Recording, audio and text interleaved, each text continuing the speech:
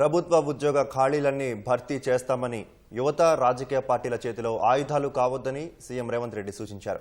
విద్యార్థులు ప్రాణత్యాగాలు చేసి తెలంగాణ సాధిస్తే 10 ఏళ్లు పాలించిన వారు కుటుంబం, పార్టీ, రాజకీయ అవసరాలు ఆలోచించారే కానీ కొలువుల భర్తీని పట్టించుకోలేదని ఆరోపించారు. గ్రూప్ 3 ఉద్యోగాలు సాధించిన 1370 మందికి నియామక పత్రాలను సీఎం రేవంత్ రెడ్డి పంపిణీ చేశారు.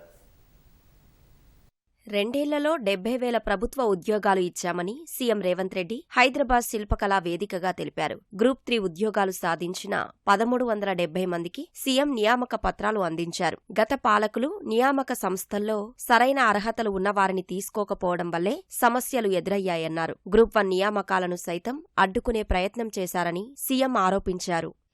గ్రూప్ 1 ఫలితాలిచ్చే నియామకాలు అందించబోయే సమయంలో కోర్టుల ముందు వివాదాలు సృష్టించి ఎట్టి పరిస్థితుల్లో నియామక పత్రాలు అందనీయకూడదని కుట్రలు చేస్తే కూడా న్యాయస్థానం ముందు నిలబడి ప్రభుత్వం బలమైన వాదనను వినిపించి ఈరోజు దాదాపుగా 2 సంవత్సరాలలో మొదటి సంవత్సరంలోనే 60,000 ఉద్యోగ నియామక పత్రాలను అందించి దేశంలోనే ఒక గొప్ప ఘనత తెలంగాణ రాష్ట్రం సాధించింది.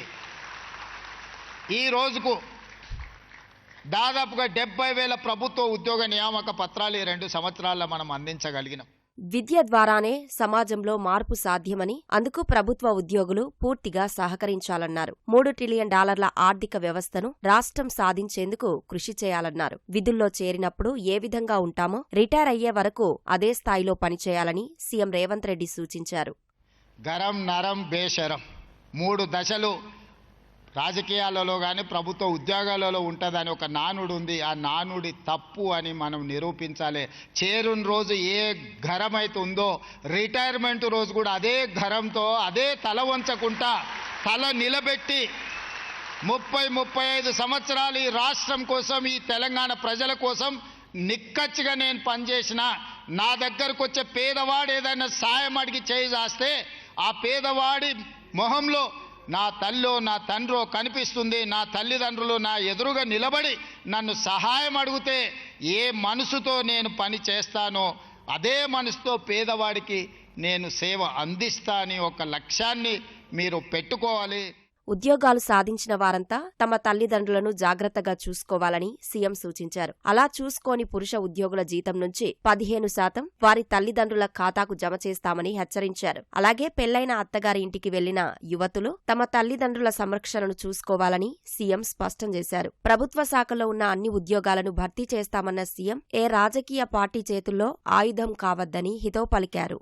రాబోయే రోజుల్లో కూడా ప్రభుత్వ ఖాళీలు అన్నిటిని భర్తీ చేస్తాము. ఎవరు ఏ రాజకీయ పార్టీల చేతుల్లో ఆయుధాలుగా మారకండి. ఎవరు మనకు చెప్పాల్సిన పని లేదు.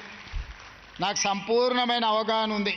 అశోక్ నగర్ చౌరస్తాలో కూర్చుంటే ఏం మాట్లాడతాం, ఉస్మానియా యూనివర్సిటీ క్యాంటీన్లో కూర్చుంటే ఏం మాట్లాడుకుంటాం, ఏం ఆశిస్తామో సంపూర్ణమైన నాకు అవగాహన ఉంది. అన్ని ఖాళీల భర్తీ చేస్తా. ప్రభుత్వంలోనే కాదు ప్రైవేట్లో కూడా లక్షలాది కోట్ల రూపాయల పెట్టుబడులు తీసుకొచ్చి ప్రపంచంతోనే పోటీ పడే విధంగా మా యువకులను తీర్చిదిద్దే బాధ్యత నాకున్నది. చిన్న వయసులో నాకు మంచి అవకాశం వచ్చింది. చాలా సంవత్సరాలు ఇట్లాగే మీతోనే ఉంటాను, కావలసిన పనులు చేస్తాను. ఉద్యోగాలు సాధించిన యువతీ యువకులతో శిల్పకళా వేదిక సందడిగా మారింది.